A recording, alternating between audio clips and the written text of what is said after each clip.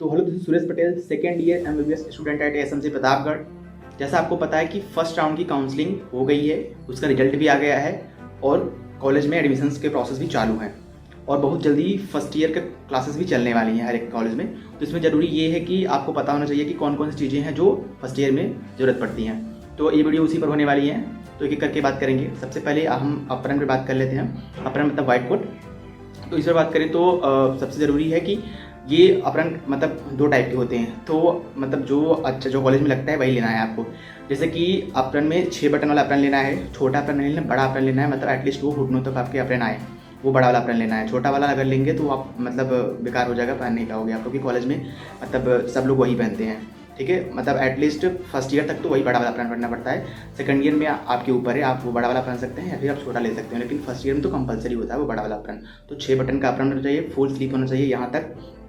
ठीक है, ये हो गया अपरन का। उसके बाद आते हैं कि ड्रेस कोड पे। कुछ कॉलेज ऐसे, कुछ क्या मुझे लगता है एक दो को छोड़ करके हर एक कॉलेज में मतलब ड्रेस कोड होता है फर्स्ट ईयर वालों के लिए। मतलब जब तक फ्रेशर पार्टी नहीं होती तब तक उनको ड्रेस कोड फॉलो करना पड़ता है।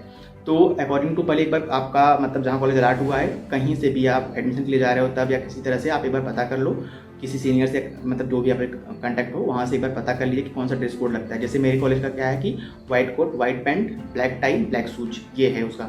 ठीक है, तो ये ड्रेसिंग कोड होता है जो कि आप मतलब जब तक फ्रेशर नहीं हो जाता तब तक आप पहनते हो, उसके बाद कुछ भी पहनकर आप जा सकते हो। तो मतलब ये आप अपने अकॉर्डिंग मतलब कॉलेज के अकॉर्डिंग पता कर लेंगे। उसके बाद भी जो कपड़े को सिलवाने हैं क्लास के लिए तब आप बनवाएंगे उसे। ये हो गया ड्रेसिंग कोड की बात। फिर आ जाते हैं थोड़ा सा इन सब चीज़ों पे, जैसे कि आपको जो मतलब एकेडमिक में लगेगी। तो आपको पता होगा कि फर्स्ट ईयर में 3 सब्जेक्ट होते हैं आपके, फिजियोलॉजी, बायोकेमिस्ट्री, एनाटॉमी। तो एनाटॉमी में डाइसेक्शन होता है, तो उसमें डाइसेक्शन किट लगता है जिसमें आपके सीजर्स, फोर्सेप्स, स्कापेल ये सब होते हैं। तो मतलब एक काम करिएगा, मतलब जैसे होता है कि अकेले लेने की कोई ज़रूरत नहीं, क्योंकि फर्स्ट ईयर के बाद उसका काम होता नहीं है। तो कॉलेज में आने के बाद 3-4 लोग का ग्रुप बना करके कॉन्ट्री करके तब लेना, वो ज़्यादा सही रहता है। ठीक है, तो ये हो गया इसका। और सबसे अच्छा रहता है कि कॉन्ट्री करके, मतलब अगर कोशिश कर रहे हो तो अगर सीनियर से मिल जा रही है तो अच्छी बात है, अगर नहीं मिल रही खुद से अगर लेना है तो कई लोग मिलकर कॉन्ट्री कर ले। ये हो गया इसका डाइसेक्शन किट का। उसके बाद आ जाते हैं, जैसे फिजियोलॉजी का लैब होता है, तो फिजियोलॉजी में एक तुम्हारी मेट्रोलॉजी लैब होती है, क्लिनिकल लैब होता है। तो क्लिनिकल में आपको पंचतंत्र की आवश्यकता पड़ती है। उसमें क्या क्या आते हैं, 5 इंस्ट्रूमेंट आते हैं। स्टेथोस्कोप आता है, जो मतलब स्टेथोस्कोप बहुत ज़रूरत पड़ता है। वैसे भी आप मेडिको हो तो मतलब आपको स्टेथोस्कोप आपके पास होना ही चाहिए। जैसे कि अब आपको फिजियोलॉजी लैब में हो गया, या फिर कम्युनिटी मेडिसिन के फील्ड विजिट पर जब फैमिली एडॉप्शन के लिए आप जाओगे, है तो ये थर्ड ईयर का सब्जेक्ट, पर फर्स्ट ईयर से ही इसकी सारी चीज़ें मतलब फील्ड विजिट पर फैमिली एडॉप्शन के लिए ले जाते हैं।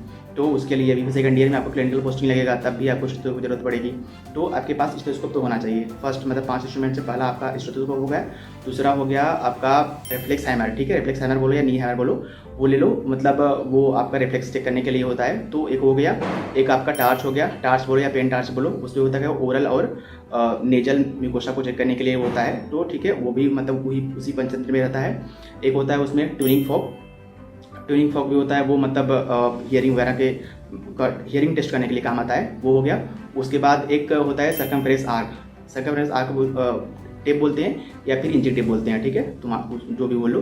तो ये 5 पंचतंत्र होते हैं, मतलब वो ऐसे एक कॉम्बिनेशन होकर आते ही हैं। तो आप ये खरीद लेंगे, जो कि आपको हमेशा काम देगा। ठीक है, मतलब पोस्टिंग जाओगे क्लिनिकल पोस्टिंग हॉस्पिटल में तब भी काम देगा, और फर्स्ट ईयर के फिजियोलॉजी लैब में भी काम देगा। तो ये सारी चीज़ हो गई। उसके बाद एक चीज़ और, हाँ, बुक्स पहले मत खरीदिएगा। कॉलेज में आकर के मतलब आपकी फैकल्टी जो भी आपको बताती है कि हाँ इस सब्जेक्ट की ये बुक लेनी है, तो उसके अकॉर्डिंग आप बुक लीजिएगा। वैसे मोस्ट प्रोबेबली जो होती हैं बुक वगैरह सीनियर दे देते हैं। तो अगर मतलब कुछ लोग का होता है नहीं मुझे अपना अलग से खरीदना है क्योंकि वो मतलब मेरे पास रहे बुक, तो कॉलेज में आकर के जो फैकल्टी आपकी जो बुक बताती है, कोई स्टैंडर्ड बुक जो भी बुक बताती है, तो आपको वही लेना है। ठीक है, बुक पहले से नहीं लेना है। हालांकि मैंने सारी चीज़ें कवर कर दी है मुझे लगता है। अगर कोई भी डाउट हो तो आप कमेंट सेक्शन में पूछ सकते हैं, मैं रिप्लाई कर दूंगा। Thank you.